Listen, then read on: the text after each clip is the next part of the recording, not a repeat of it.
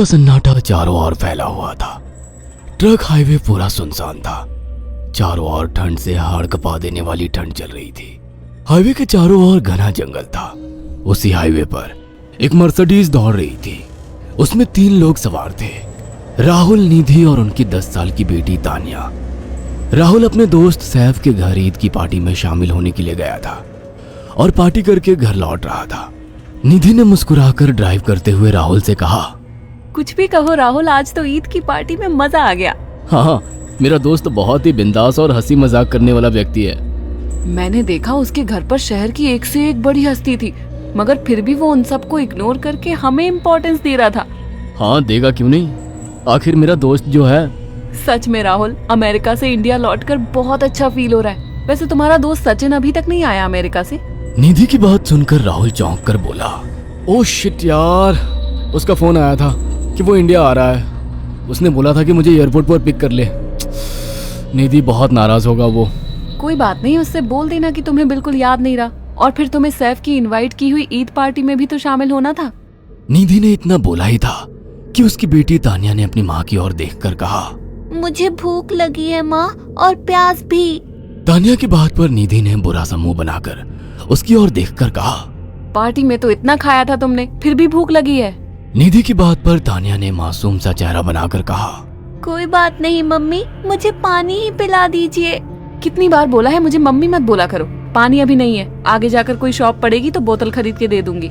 निधि की बात पर राहुल ने मुस्कुराकर कहा, छोटी बच्ची है निधि, इतना नाराज होना सही नहीं है। राहुल ने इतना कहा ही था कि अचानक एक काली परछाई राहुल की कार के सामने आकर खड़ी हो गई।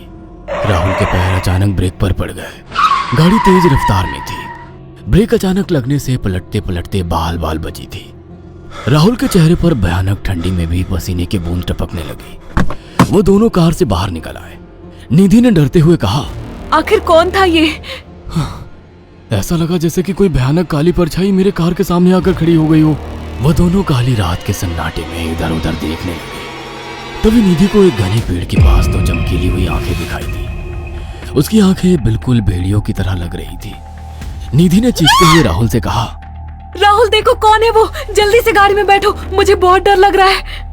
राहुल ने उस तरफ देखा तो उसके रोंगटे खड़े हो गए।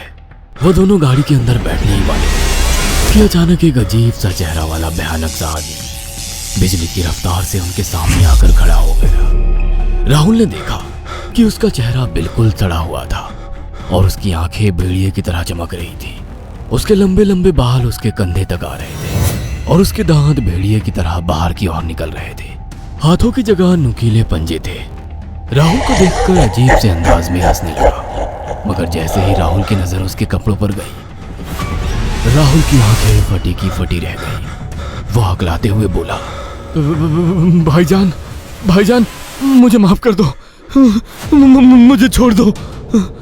राहुल ने इतना कहा ही था कि अचानक उस अजीब से दिखने वाले भयानक आदमी ने अपने पंजों से राहुल की गर्दन कसकर पकड़ ली और एक ही सेकंड में उखाड़ कर जमीन पर फेंक दी। राहुल के धड़ से लाल रंग का खून का फुहारा फूट पड़ा। इस भयानक मंजर को देखकर निधि के गले से एक जोरदार चीख निकल गई। निधि इससे पहले भागती कि अचानक उस भयानक दिखने वाले आदमी ने निधि को पकड़ लिया और अपने नुकीले पंजे उसके पेट में गड़ा दिए और उसकी अतड़ियां बाहर निकाल दी। निधि की एक दिल दहला देने वाली चीख सन्नाटे को चीर गई। अचानक हवा का एक बवंडर उठा और वो भयानक सा दिखने वाला व्यक्ति देखते ही देखते बवंडर के साथ गायब हो गया। तानिया ने डरते डरते निधि के मोबाइल से पुलिस और सैफ को बुला लिया और कुछ ही देर में वहां चारों ओर पुलिस की गाड़ियां थी। पुलिस ने राहुल के दोनों दोस्त सैफ और सचिन को वहीं बुला लिया। इंस्पेक्टर अर्जुन ने दोनों से कहा, मैंने ऐसी हत्याएं अपने करियर में कभी पहले नहीं देखी। ये काम तो ना किसी जानवर का लगता है, ना ही किसी इंसान का। सचिन कपकपाती हुई आवाज में बोला, आप कहना क्या चाहते हैं? कुछ कह नहीं सकता। जिस किसी ने भी इन दोनों को मारा है उससे एक बात तो साबित होती है कि वो इन दोनों से हद से ज्यादा नफरत करता था। अब सारी सच्चाई तो ये बच्ची ही बता सकती है। इतना बोलकर इंस्पेक्टर अर्जुन तानिया के पास चला गया, जो बेहद डरी हुई थी। तानिया ने आंखों देखी सारी घटना इंस्पेक्टर अर्जुन को बता दी। तानिया की बात सुनकर इंस्पेक्टर अर्जुन कंफ्यूज चेहरा लेकर मोबाइल पर किसी से बात करने लगे। सचिन इंस्पेक्टर के पास आ गया और सैफ भी डरता हुआ इंस्पेक्टर अर्जुन के पास आकर बोला, क्या हुआ इंस्पेक्टर? तानिया ने क्या बताया? उसने जो बताया वो काबिले यकीन नहीं है। उसकी बात पर किसी भी तरह से यकीन नहीं किया जा सकता। फिर भी कुछ तो बताया इंस्पेक्टर। हाँ, उस बच्ची के मुताबिक एक भूत ने निधि और राहुल को बड़ी बेदर्दी से मारा है। इंस्पेक्टर की बात सुनकर दोनों बुरी तरह से चौंक गए। क्या मतलब है इस बात का? बच्ची बेहद डरी हुई है। हम आगे की तफ्तीश जारी रखेंगे। निधि और राहुल तो चले गए, अब तानिया को मैं रख लूंगा। नहीं, राहुल मेरा अच्छा दोस्त था। तानिया अब मेरे साथ रहेगी। देखिए, बच्ची के माँ बाप अब इस दुनिया में नहीं है और आप दोनों भी शादीशुदा है। मुझे नहीं लगता कि आप दोनों बच्ची की सही से देखभाल कर सकते हैं। मेरी कोई औलाद नहीं है। मैंने अपनी पत्नी को फोन कर दिया है, वो भी IPS ऑफिसर है। ये बच्ची आज से मेरे साथ रहेगी। उसका मासूम चेहरा मेरे दिल में उतर गया है। अब तुम दोनों जा सकते हो। पूछताछ के लिए मैं जब भी तुम्हें बुलाऊं तुम दोनों आ जाना। इंस्पेक्टर ने ये बात बोली ही थी कि अचानक वहां पर मौसम बदल गया। चारों ओर काली घटाएं छा गई और एक भयानक बवंडर उठा और देखते ही देखते सब पुलिस वालों के सामने वो भयानक चेहरे वाला आकार सबके सामने खड़ा हो गया। उसको देखकर सबके रोंगटे खड़े हो गए।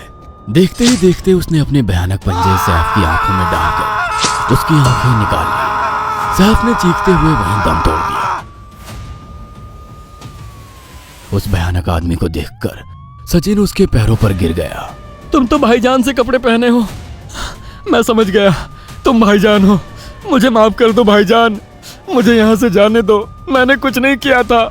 वो भयानक चेहरे वाला गुर्राते हुए बोला, बता इन सबको कि ये सब इतनी भयानक मौत क्यों मरे। सचिन दौड़ता हुआ इंस्पेक्टर अर्जुन के पास गया और बोला, मैं जानता हूँ इसने इन तीनों को क्यों मारा। इसका नाम भाईजान था। जब ये जिंदा था ये किसी का भाई किसी की जान था। बहुत साल पहले ये हम सबका बहुत अच्छा गहरा दोस्त और बिजनेस पार्टनर था। ये सबकी बहुत मदद किया करता था।